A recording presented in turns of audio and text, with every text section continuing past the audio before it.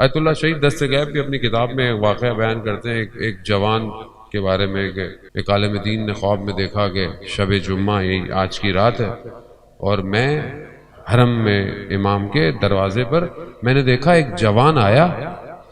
اور اس جوان نے امام کو سلام کیا، خواب میں دیکھ رہا ہے، اور میں نے دیکھا کہ امام نے اسے جواب دیا اور یہ مسکرایا۔ اڑ گیا میں صبح، دوسرے دن شب جمعہ ہی تھی، میں حرم میں ہوں، میں بیٹھا ہوا اپنی زیارت دعائیں پڑھا، میں نے دیکھا وہی جوان مجھے نظر آیا باب قبلہ کے پاس، میں وہی پہچان کے اس کو تو میں نے خواب میں دیکھا تھا، اس نے وہی کیا جو خواب میں کرتا تھا، سلام کیا۔ اب ظاہر ہے مجھے تو نظر نہیں آ رہا تھا کیا ہے سامنے، لیکن یہ پھر مسکرایا، میں وہیں رک گیا۔ میں نے دیکھا جب یہ اپنی دعائیں ختم کر لے میں نے کہا یہ ماجرا کیا ہے؟ کہا کیا ماجرا؟ کہا میں نے ایسے ایسے خواب میں دیکھا ہے۔ کہاں آپ نے صحیح دیکھا ہے،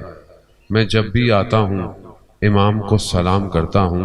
امام میرے سلام کا جواب دیتے ہیں۔ بولو بھائی کون اولیاء خدا ہے، کیا ہے، اس مقام پہ کیسے پہنچ گئے؟ کہا میں یہاں سے کچھ فاصلے پہ رہتا ہوں، میرا گھر یہاں سے کچھ فاصلے پر ہے، میرے دونوں ماں باپ بوڑھے ہیں، ایک شب جمعہ میں ایک کو لے کر آتا ہوں کیونکہ میرے پاس ایک ہی سواری ہے، اور دوسرے شب جمعہ دوسرے کو لے کر، ایک دفعہ میں لے کے آ رہا تھا، سخت رات بھی تھی، باپ کی میرے والد کی باری تھی، لیکن میری ماں کہنے لگی کہ میں نے بھی جانا ہے، تو اب میرے پاس سواری تو تھی نہیں، میں نے ماں کو اپنے کاندھوں پہ سوار کیا اور لے کر آیا۔ بس اس دن سے زوار امام حسین کے احترام میں، ماں باپ کے احترام میں، امام میرے سلام کا جواب دیتے ہیں۔